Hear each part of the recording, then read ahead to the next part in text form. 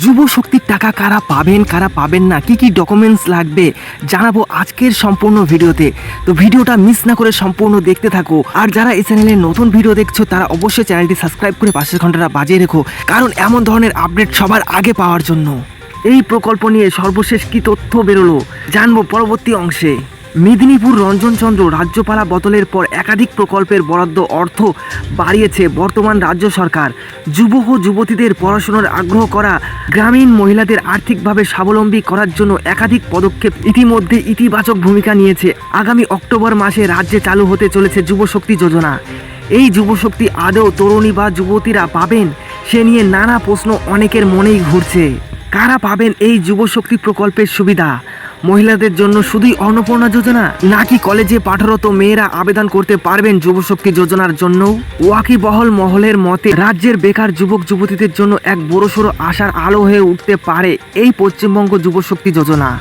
এই অভিনব প্রকল্প, যা সাধারণ মানুষের কাছে যুবশক্তি ভরসা কার্ড প্রকল্পের নামে বেশি পরিচিত, তার প্রাথমিক লক্ষ্য ও উদ্দেশ্য পশ্চিমবঙ্গের কর্মপ্রার্থী তরুণ তরুণীদের নিয়মিত মাসিক আর্থিক সহায়তা প্রদান করা, যাতে আর্থিক দুশ্চিন্তা সরিয়ে রেখে তারা নিজেদের ভবিষ্যৎ গড়ার প্রস্তুতি নিতে পারেন। প্রস্তাবিত এই প্রকল্পের রূপরেখা অনুযায়ী যোগ্য বেকার স্নাতকদের গ্র্যাজুয়েট প্রতি মাসে ৩,০০০ টাকা দেওয়া হবে।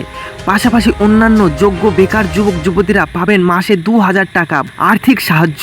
মেদিনীপুরের বিধায়ক শঙ্কর গুচ্ছায়ত বলেন, ২১ থেকে ২৫ বছর বয়সীদের জন্য এই প্রকল্প। ইতিমধ্যে সরকারিভাবে আলোচনা করা হয়েছে কারা এই সুবিধা পাবে, কারা পাবেন না, যুবতীরা পাবেন কিনা তাও আলোচনার স্তরে। বর্তমান সময়ে কর্মসংস্থানের পথ অত্যন্ত কঠিন। প্রতিযোগিতামূলক পরীক্ষার বইপত্র কেনা, যাতায়াত কিংবা দক্ষতা বৃদ্ধির বিভিন্ন কোর্স বা বৃত্তিমূলক প্রশিক্ষণের জন্য বেশ ভালোই খরচ হয়।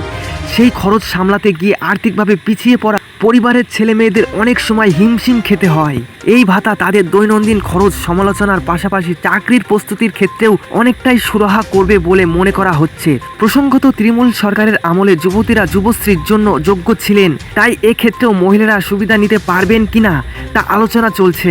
বিজেপি সরকারের আমলে বেকারত্ব দূরীকরণ এবং কর্মপ্রার্থীদের পাশে দাঁড়ানোর লক্ষ্যই এই বৃহত্তর কল্যাণমূলক উদ্যোগের প্রতিশ্রুতি দেওয়া হয় দলের তরফে। পশ্চিম মেদিনীপুর জেলাশাসক বিজন কৃষ্ণ বলেন, এখনো পর্যন্ত রাজ্য সরকারের তরফে নির্দেশিকা আসেনি। প্রয়োজনীয় নির্দেশিকা এলে জানা যাবে কারা এই প্রকল্পের আয়ত্তে থাকবে। রাজনৈতিক মহলের মতে বেকার যুবক যুবতীর মুখে হাসি ফোটাবে তা নিশ্চিন্ত। কর্মসংস্থানের বাজারে যখন প্রবল প্রতিযোগিতা, তখন মাসে ২-৩ হাজার টাকার এই নিয়মিত আর্থিক সাহায্য তরুণ সমাজকে অনেকটাই স্বস্তি ও মানসিক জোর যোগাবে।